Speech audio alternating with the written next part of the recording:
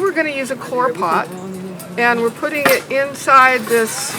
And Coir is neat, except that it's pretty lacy, but it lets the water through. And if you live in a hot climate, it really, I mean, I think you can see some places where it's real thin. And when it does that, it decomposes, just like composting. So what I do in a hot climate is that I really like to line them. So I will take, let's do it this way. So you lay this in, and what you do is you cut this off. Usually I don't, yeah. I'm just gonna cut. And if you left it, oh dear. Well, so I'm gonna get that. And then what I'm gonna do is, there. And this is, and then, okay, let me see this. Now what I'm gonna do is I'm gonna cut this in the bottom, because you want to have it drain. So I know it's going to drain. And then I'm going to do this. I think I'm going to do it this way. Basically, you're putting it in, there we go, underneath. And now I've made a pot.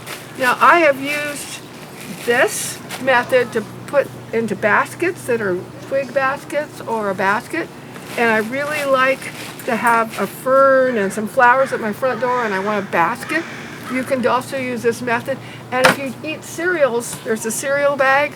Same thing, you put some holes in the bottom, and you can put it inside your basket or even a cardboard box, and you can plant them. So you don't have to worry about buying plant material. You can actually use things to make it work. So what we're going to do to plant these is that we want these 2 inches below, so let's see. So these roots are really different, and they're not roots. There we go. See, this is the tuber. It's really weird. It's like a donut, and you'll notice on one side there's a little bump, and that bump is the plant starting to grow. Okay, so. And these only, and I'm just going to put this in because and I'm using a mix that has a lot of peat moss in it because they like peat moss.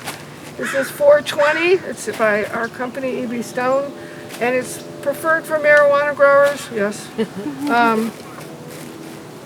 And what I like to do is we're going to get this right up to the top. And there we go. You know what? I'm going to just go a little more crazy. Notice how loamy it is, draining well. That's what you want to do to grow begonias. We're absolutely crazy about that.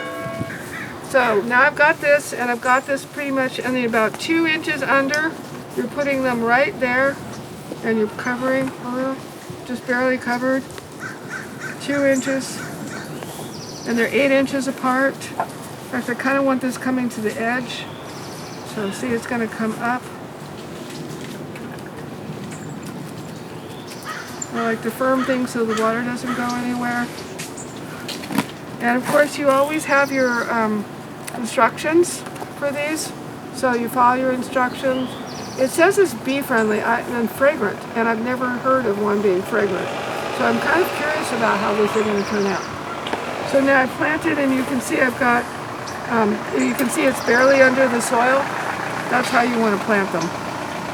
And so this is ready to go. We can put the chain on, and we'll be able to use it as a hanging planter.